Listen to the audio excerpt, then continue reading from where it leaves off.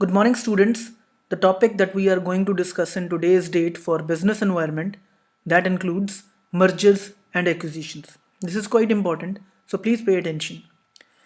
Mergers, first of all, what they are an attempt by the company to build up scale so that they cannot be acquired by other companies.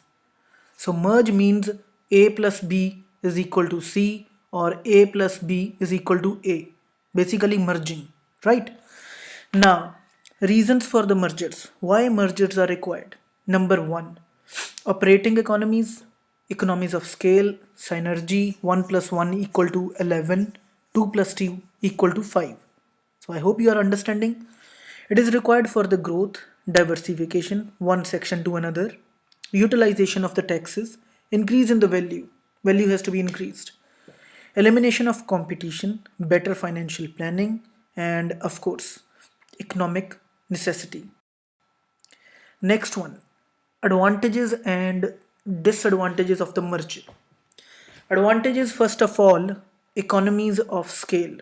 That includes the technical, bulk, financial, and organizational. International competition, again, as easy as we have discussed earlier. Greater investment in research and development (R&D), and of course for providing greater efficiency. Now there are some disadvantages as well. Now what does that include? Integration difficulties. How does A plus B it may not signifies what it is? So integration difficulties are there. Inadequate evaluation of the target. Target is not got so easily. Large debt burden. Sometimes the debt is so large, so burden is there. Inavailability to achieve synergy. Sometimes we think of synergy 1 plus 1 equal to 11 or 2 plus 2 equal to 5, but it is hard to achieve the synergy. Too much diversification.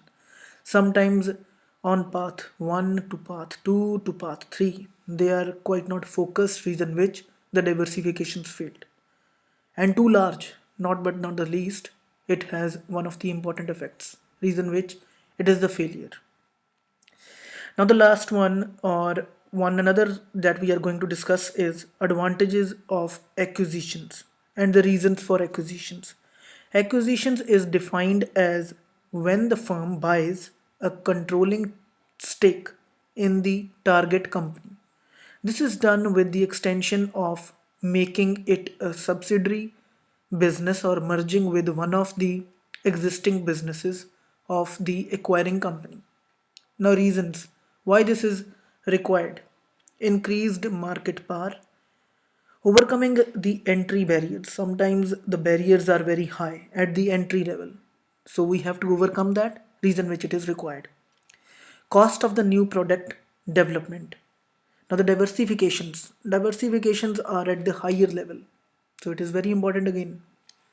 Reshaping the firm's competitive scope. Again, one of the good reasons. Learning and developing the new capabilities. Good reason to say. Now, advantages. Why acquisitions are required? Number one, it is due to the assets. Assets can be retained. So, that is why acquisition is required.